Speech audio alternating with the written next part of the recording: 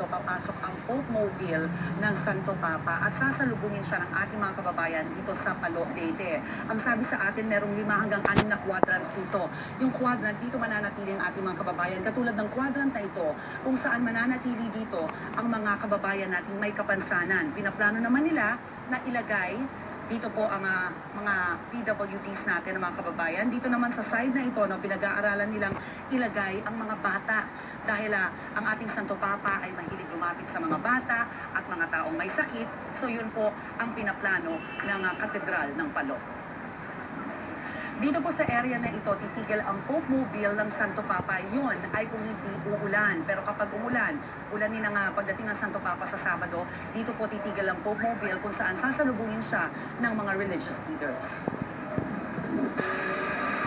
Bubuksan ang malalaking pinto ng Palo Cathedral sa pagdating ng Santo Papa. Kung makikita nyo, makikita pa rin ang bakas ng hagupit ng Bagyong Yolanda sa mga pinto ng katedral. Yung mga ibang kahoy dyan ay pinalitan na dahil marami po ang natuklap at natanggal nang humagupit ang super typhoon.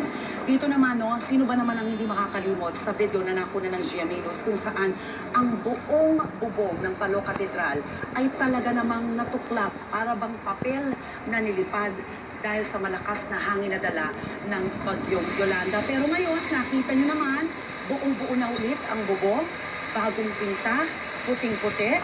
Ito pong mga fuse na nakikita nyo, ito pa rin po yung mga fuse na ginagamit no, ng ating mga kababayan bago pa man humagupit ang bagyo. Hindi na po nila ito pinalitan, wala na rin pong oras para bumili pa ng bago. Pero sabi ko nga, may character itong paggamit ng mga original na fuse, no?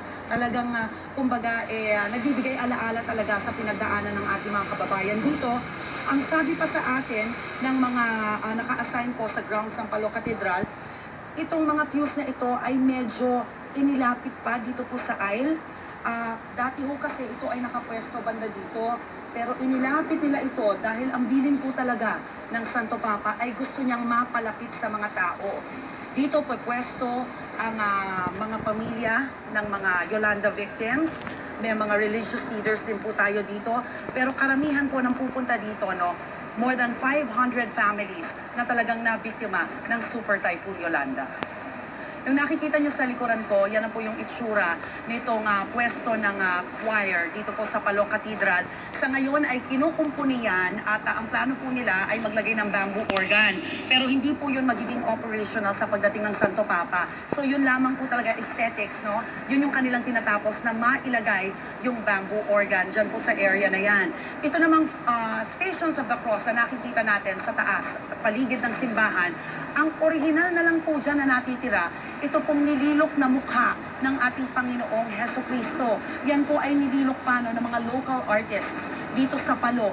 Yan na lang po ang natira nang humagupit ang Bagyong Yolanda. Yung mga nilalagyan niya na kulay ginto, yan po ay dinagdag na lamang nila para maitayo ulit at maipwesto ulit itong Stations of the Cross. Ito ho yung medyo mahirap-hirap na gagawin ng ating mga kababayan dito sa Palo. Ang maikabit, itong malaking chandelier doon sa itaas. Yung chandelier po kasi nakakabit dyan ay talaga namang winasak ng Bagyong Yolanda. Humigit 30 milyong piso ang nagastos para sa rehabilitasyon ng Palo Cathedral. Halos walang nasira sa bahaging ito ng altar ng simbahan kahit na humagupit ang Bagyong Yolanda. Nakikita pa rin yung mga original na imahe, santo dito po sa bahagi ng altar na ito. At actually yung mga designs yan, nililok pa yan mula Laguna. Kaya pasalamat ng mga taga-Palo na hindi po nasira yan nang humagupit ang bagyo.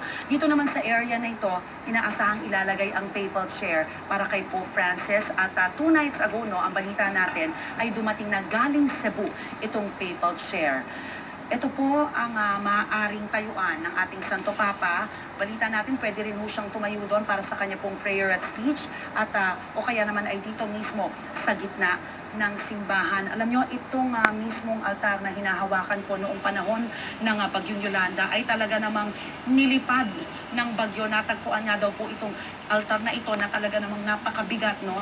Mararamdaman mo sa hawak pa lang.